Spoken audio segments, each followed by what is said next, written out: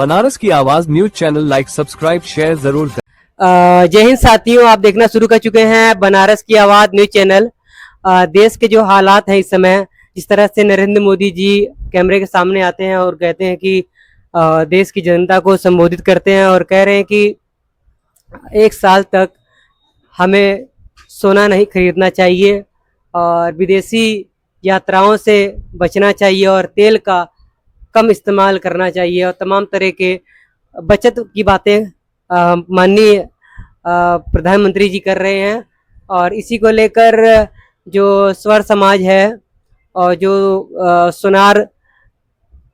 का काम करते हैं उन लोगों का आक्रोश दिखाई दे रहा है। और इसी बीच अखिलेश यादव जी का जो बयान आया है उसमें भी ये है कि ये बयान कहीं ना कहीं देश हित में नहीं है। हमारे साथ प्रदेश सचिव शमीम अंसारी साहब है, बात करेंगे कि ऐसा बयान क्यों देना पड़ा हमारे प्रधानमंत्री जी को। सबसे पहले तो आज दुखद एक समाचार ये है कि हमारी पार्टी के राष्ट्रीय अध्यक्ष के छोटे भाई का निधन हो गया है और इस दुख और अफसोस की घड़ी में हम सब समाजवादी पार्टी के साथी और पूरी प्रदेश की देश की जनता अखिलेश यादव जी के गम में बराबर से शरीक है और उनके लिए हमारी तरफ से खराज अकीदत पेश है।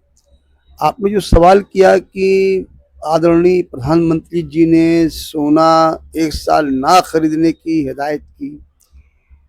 मध्यमी वर्गों को विदेश यात्राएं ना करने की सलाह दी,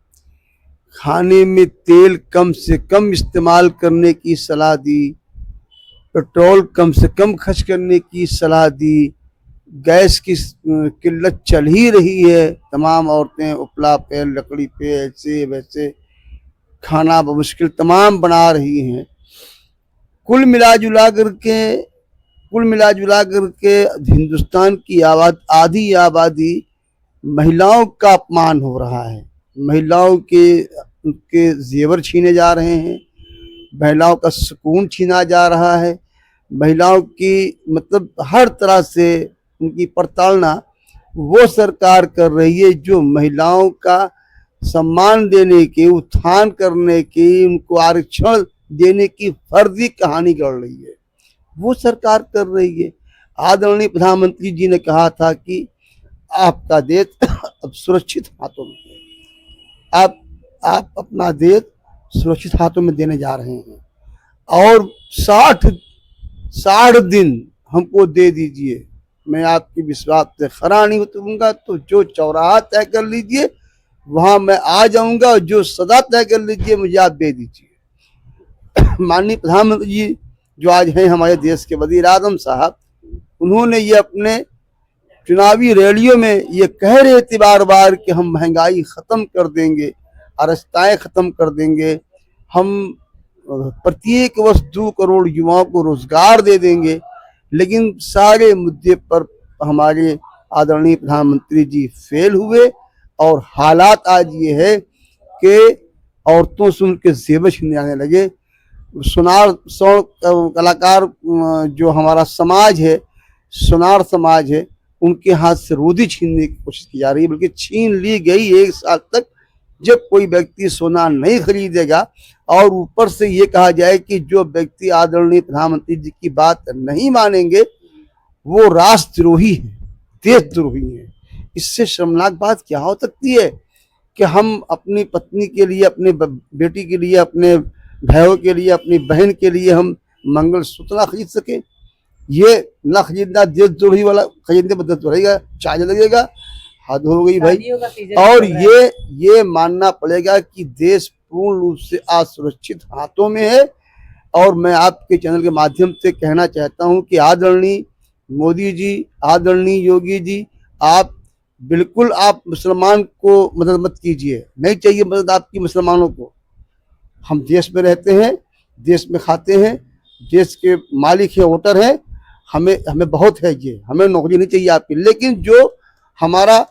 हिंदू समाज का तबका है या जो गैर मुस्लिम समाज का तबका है, जिनसे आपकी मोहब्बत बकौल आपके है, हमसे नहीं है, आप उन्हें रोजी दें, नौकरी दें। जो आपने वादा किया था 2 करोड़ नौकरी देने का प्रत्येक वर्ष, आप उनको नौकरियां दें। आप सुनार समाज के लोगों को दुकान खोलने दे, उनको रोजगार चलने दे, क्योंकि आप तो उनका पेट ही बंद कर दे रहे हैं, उनका पेट ही काटने की बात कर रहे हैं, उनके बच्चों का भविष्य खराब करने की बात कर रहे हैं। अगर स्वर्ण समाज के लोग काम नहीं करेंगे तो बच्चे कहाँ से पढ़ाई कर पाएंगे, उनका खाना खर्चा कहाँ से चलेगा। तो कुल मिलाकर के आप